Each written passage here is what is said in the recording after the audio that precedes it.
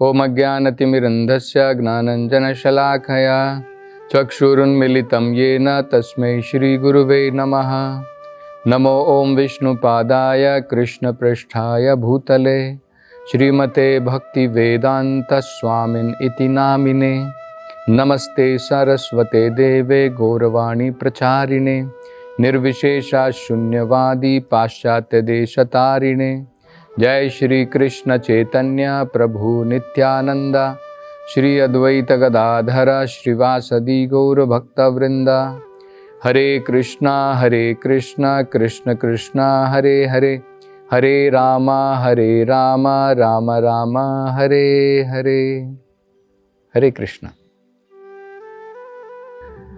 तो पिछली कथा से अब हम थोड़ा आगे बढ़ेंगे। यही मूर्तिमान वेद अब आगे भगवान से प्रार्थना करते हैं और 3 बढ़िया सुंदर प्रार्थना करते हैं। संक्षिप्त में मैं पहले बता दूंगा। पहली उसकी अगली प्रार्थना में वो कहते हैं, हे भगवान, आप इस भौतिक संसार में जितने भी जीव हैं, इस भौतिक संसार के अंदर में आप अपने एक विस्तार के द्वारा, आप अपने एक अंश के द्वारा हर एक योनि के अंदर में आप जो है प्रस्तुत हैं, आप वहां पर वास करते हैं। तो ये बड़ी सुंदर है। और उसके आगे वो कहते हैं, अगली प्रार्थना में कहते हैं, हे भगवान, जब इस भौतिक संसार के अंदर में जब जीवों को ये ज्ञान की प्राप्ति हो जाती है बहुत जीवनों के पश्चात, तब वो आपकी उपासना करता है। मतलब ज्ञान की प्राप्ति होने के पश्चात व्यक्ति आपकी भक्ति में लग जाता है। ये भगवद गीता में भी बताया गया है, बहुनाम जन्मनाम अंते, बहुत सारे जन्मों के पश्चात ज्ञानवान मम प्रपद्यते, जो व्यक्ति ज्ञानवान होता है वो मेरी शरण में आ जाता है। ज्ञानवान मम प्रपद्यते क्यों आ जाता है? वासुदेवम सर्वम इति, उसकी समझ में आ जाता है सब कुछ भगवान वासुदेव की वजह से है। स महात्मा सुदुर्लभा, ऐसा महात्मा अत्यंत दुर्लभ होता है।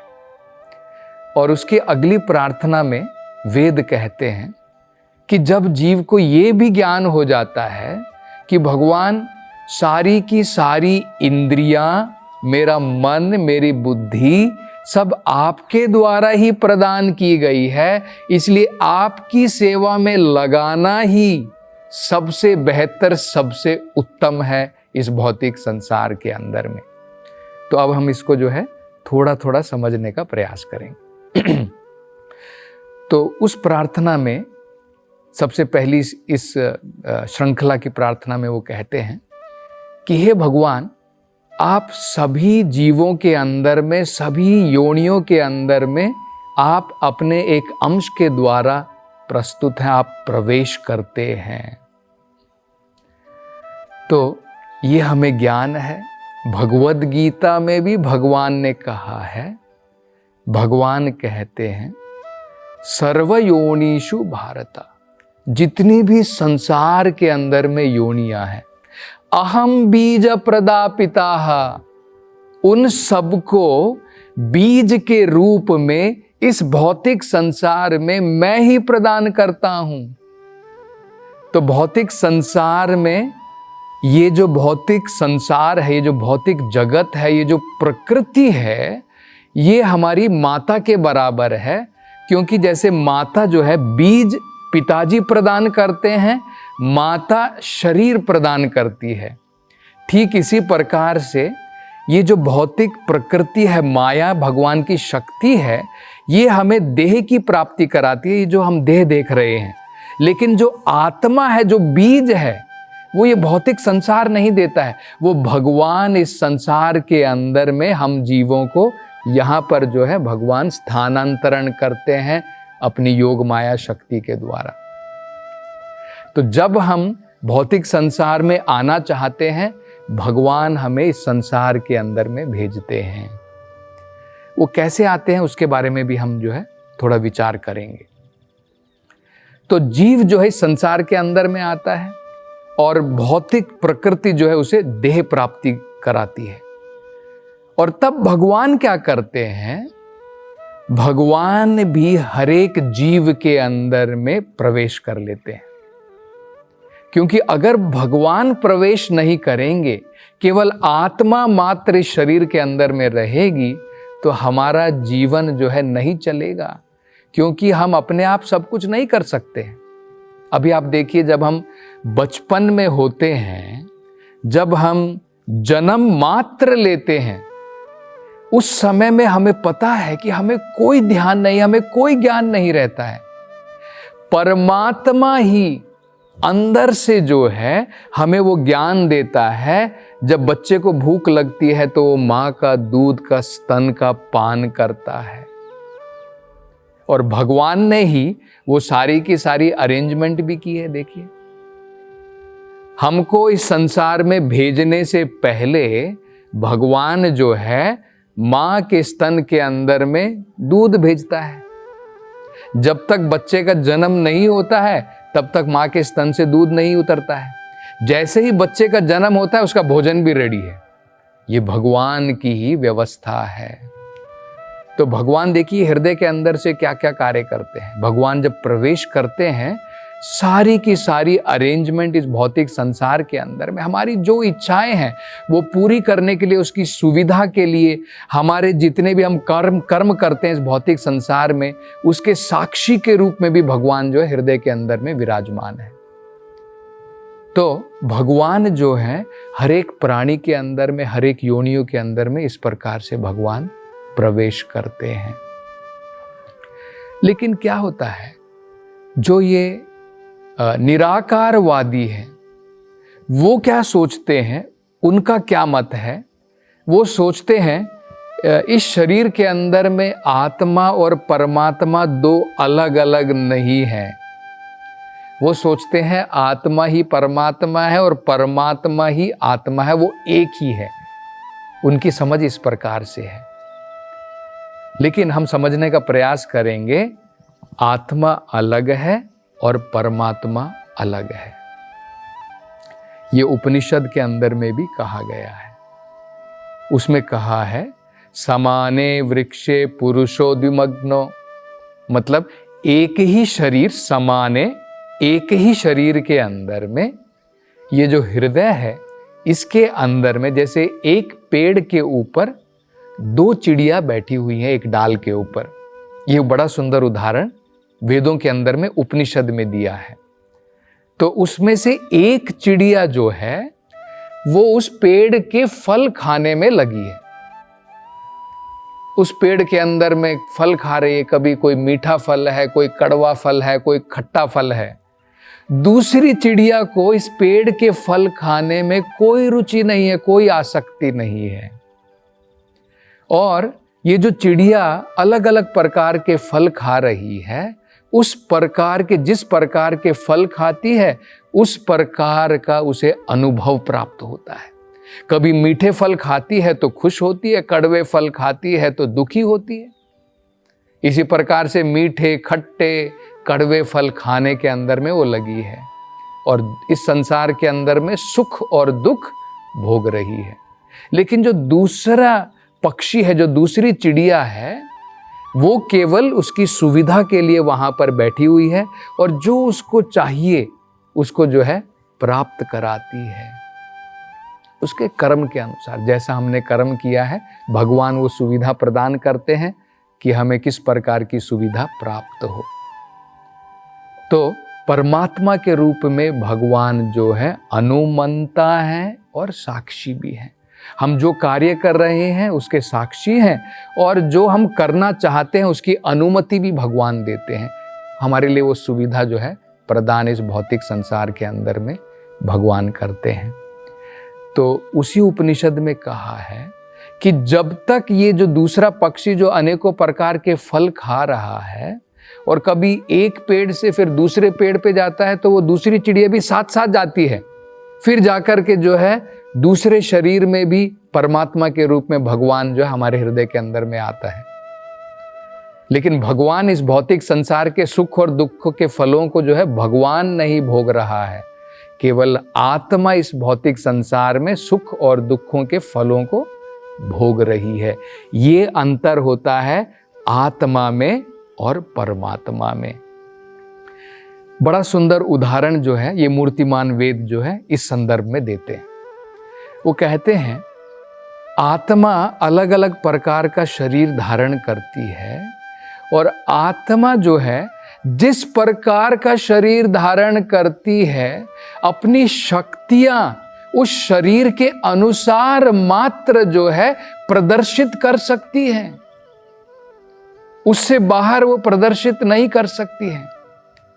जिस प्रकार से यही आत्मा जब मानव शरीर में है तो हम किस प्रकार से बोलते हैं, किस प्रकार की हमारी समझ है, लेकिन यही आत्मा जब जानवर के शरीर में जाएगी अलग प्रकार से जो है उसकी शक्तियां अलग प्रकार से प्रदर्शित होती हैं। वही आत्मा जब दूसरे किसी शरीर में जाएगी उस शरीर के अनुसार ही वो आत्मा जो है अपनी शक्तियों को प्रदर्शन मात्र कर सकती है। लेकिन देखिए भगवान का अगर हम देखें, जैसे मान लीजिए जब हम छोटे बच्चे के रूप में हैं तो हम थोड़ी इस प्रकार से दार्शनिक की अनेकों प्रकार की फिलॉसफी बोल सकते हैं, हमारी समझ जो उस प्रकार की होती है। हमारी जब हम बच्चे के रूप में जब आत्मा जब उसने बच्चे का रूप धारण किया हुआ है उसकी सोच समझ बिल्कुल अलग होती है। लेकिन आप भगवान में देखिए, जब भगवान ने बच्चे का रूप धारण किया था भौतिक संसार के अंदर में, हम देखते हैं कि भगवान जो है पूर्ण फिर भी शक्तिमान है, उनकी सारी शक्ति फिर भी प्रदर्शित होती है। यही अंतर होता है आत्मा और परमात्मा के बीच में।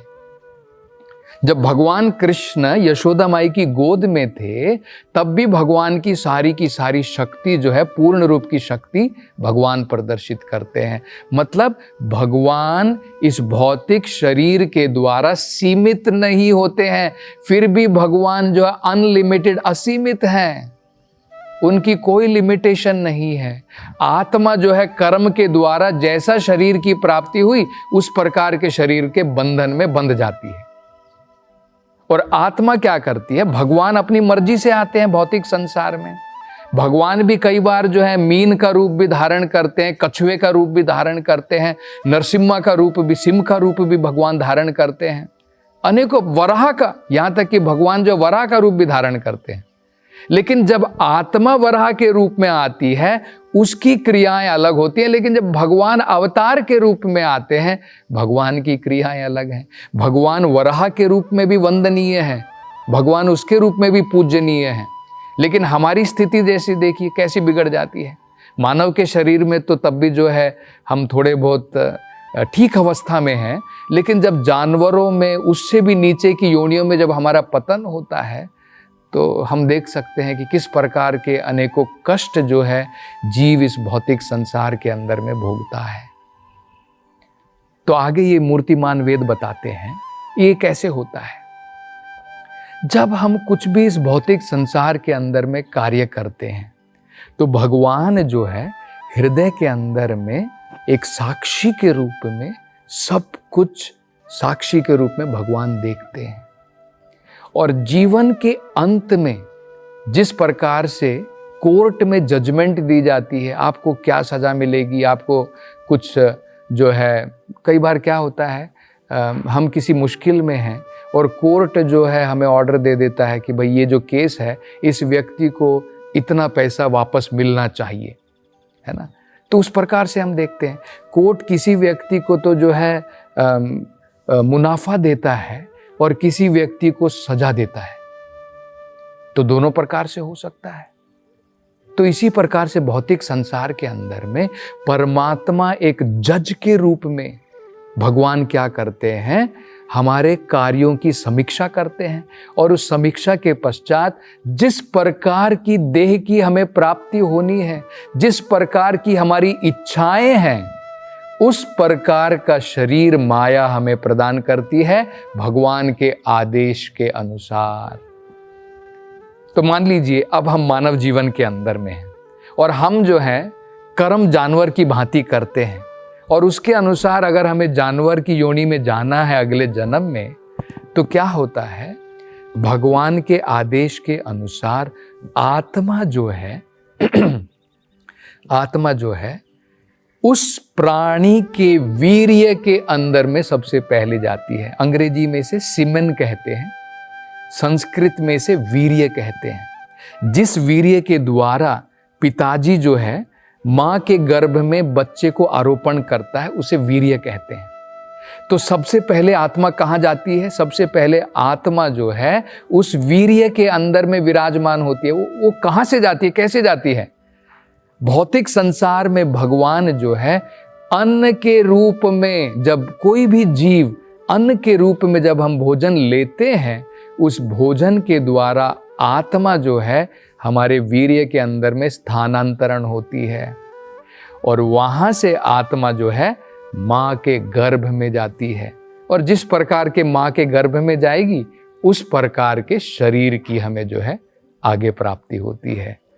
तो इस प्रकार से हम ये देख सकते हैं। तो इसमें समझने का क्या है? इसमें सबसे महत्वपूर्ण समझने का यही है कि आत्मा अलग है, परमात्मा अलग है। भगवान परमात्मा के रूप में हर एक प्रकार की सहायता देने के लिए तैयार हैं आत्मा को। भगवान कहते हैं मत्तः स्मृतिर ज्ञानम अपोहनम च। हृदय के अंदर में मुझसे ही ज्ञान की प्राप्ति भी होती है, मुझसे ही संसार में हम जो है कुछ भूल जाते हैं। जैसे हमारे पुराने जन्म के सब कुछ हम भूल चुके हैं। अगर हमें हमारे पुराना जीवन याद रहता तो हमारा आज का जीवन बहुत कष्टों से भरा रहता। तो भगवान करुणा के कारण हमारे पुराने जीवन को भुला देता है, उसे अपोहनम कहते हैं। लेकिन हमारी जो इच्छाएं थी पुराने जीवन में, भगवान उसे याद कराता है। इसलिए हम लोग देखते हैं कोई व्यक्ति स्पोर्ट्स में जाता है, कोई व्यक्ति वैज्ञानिक बनना चाहता है। जिस प्रकार के कर्म हम लेकर के आए हैं, भगवान हृदय के अंदर से दोबारा हमें जो है ज्ञान देते हैं, स्मृति देते हैं। और जो व्यक्ति भगवत धाम को वापस जाना चाहता है, भगवान उसको भी ज्ञान प्रदान करते हैं। तो आगे जो है वेद और क्या क्या सुंदर प्रार्थनाएं करते हैं, इसकी चर्चा हम अगली कथा में करेंगे। हरे कृष्णा।